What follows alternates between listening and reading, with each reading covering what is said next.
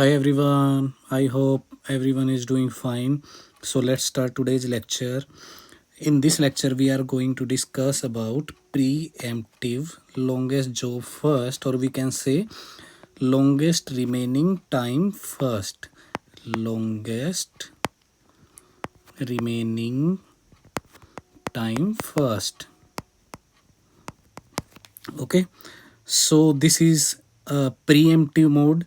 Preemptive means when a process is executing in the CPU, we can preempt the CPU from this process and we can allocate the CPU to the new process.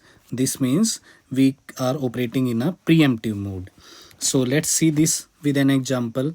Here we have a question and we have four processes 1 2 3 4, and their arrival time and burst time is given to us. So let's start with drawing a chart.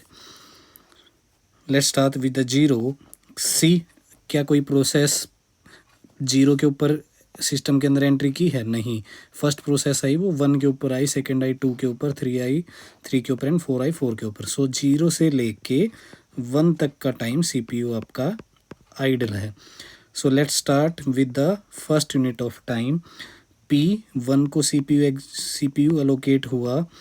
अब इसने 1 unit of time के लिए execute करवाया था and P2 system के अंदर आ चुकी है on the second unit of time. अब as we know this algorithm is operating on preemptive mode.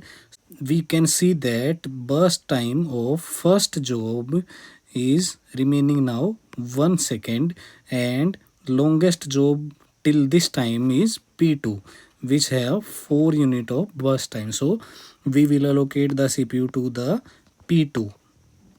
Now P2 executed for 1 unit of time and see क्या 3 तक कोई आ चुका है? P3 arrived in the system on 3 unit of time and it has a bigger burst time than P1 and P2. P2 का कितना time बचा है अभी? 3 यूनिट ऑफ. P3 को CPU मिला और इसने 1 यूनिट ऑफ टाइम के लिए एग्जीक्यूट करवाया and then we will see P4 भी सिस्टम के अंदर आ चुका है और इसका बर्स्ट टाइम सबसे हाईएस्ट है which is 8 unit of time.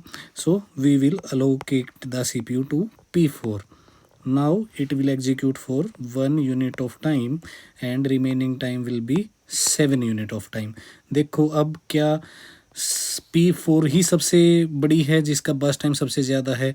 7 5 3 1. हाँ, P4 ही सबसे ज़्यादा बर्स्ट टाइम के साथ है अभी. तो इसको एग्जीक्यूट करवा वो P4 1 यूनिट टाइम एग्जीक्यूट किया.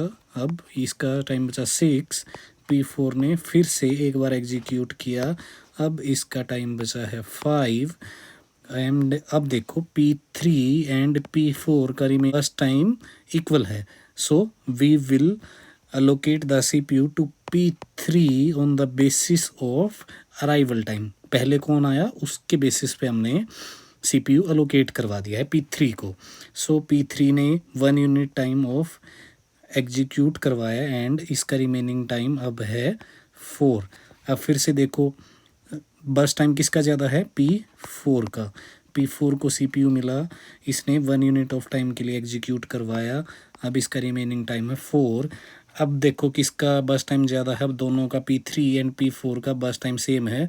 तो फिर से हम अराइवल टाइम के बेसिस पे P3 को CPU एलोकेट करवाएंगे एंड इसने फिर से 1 यूनिट ऑफ टाइम एग्जीक्यूट करवाया. अब इसका टाइम बचा है 3 एंड अब हाईएस्ट बर्स्ट टाइम के साथ P4 है, इसने 1 यूनिट ऑफ टाइम एग्जीक्यूट करवाया. अब इसका टाइम बचा है 3.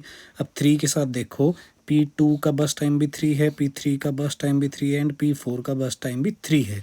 So on the basis of arrival time हम CPU P2 को अलोकेट करवाएंगे.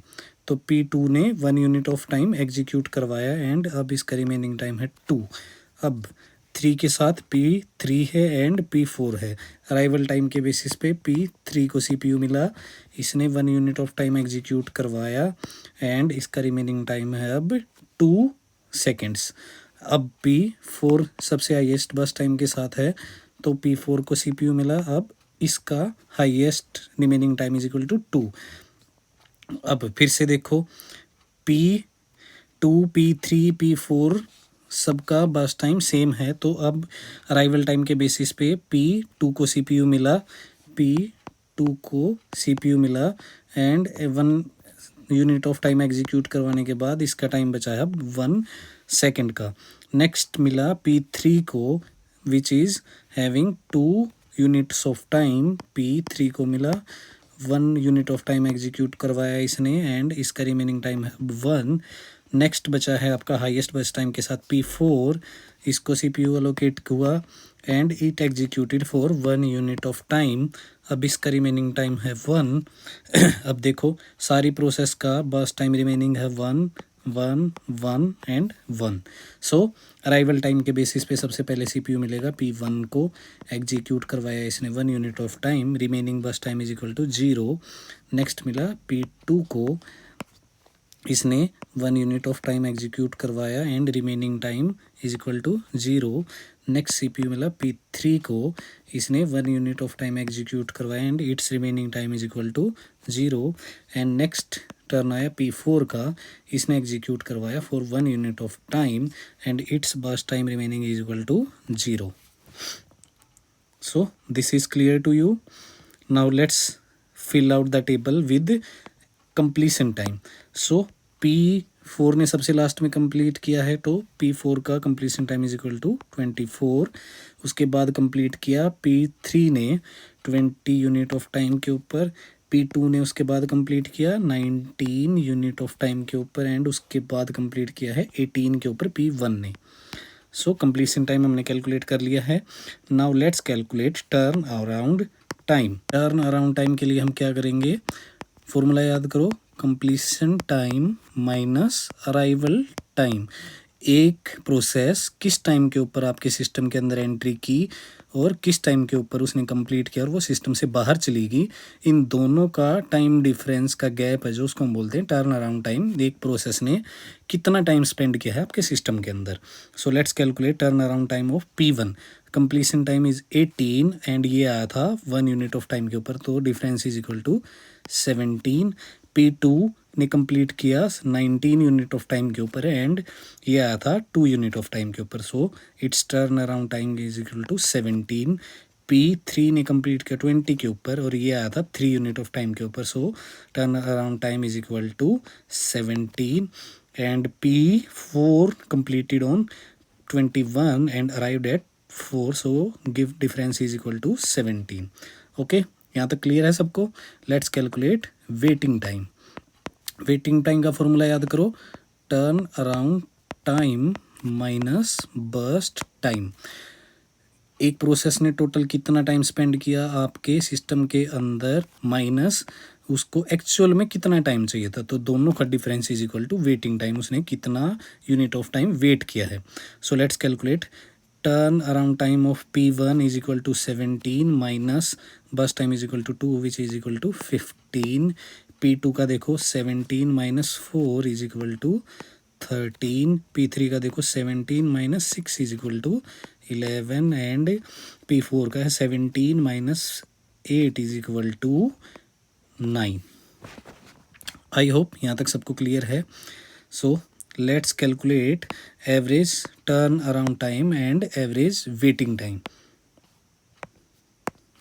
Average turn around time is equal to, इन सभी का सम करेंगे and divide by the number of processes. 17 plus 17 plus 17 plus 17 divided by कितनी नंबर ऑफ प्रोसेसेस हैं, 4। तो टोटल क्या आएगा आपका 68 by 4 which is equal to 17। Okay, clear है यहाँ तक। Let's calculate average waiting time. Same formula है, इन सब का सम करेंगे and we will divide it by the number of processes. 15 plus 13 plus 11 plus 9 divide by number of process which equal to 4। So इनका sum क्या आएगा 48 divided by 4 which is equal to 12। Okay, यहाँ तक clear है सबको। I hope this longest remaining time first, or we can say preemptive longest job first, is clear to you all. See you in the next video.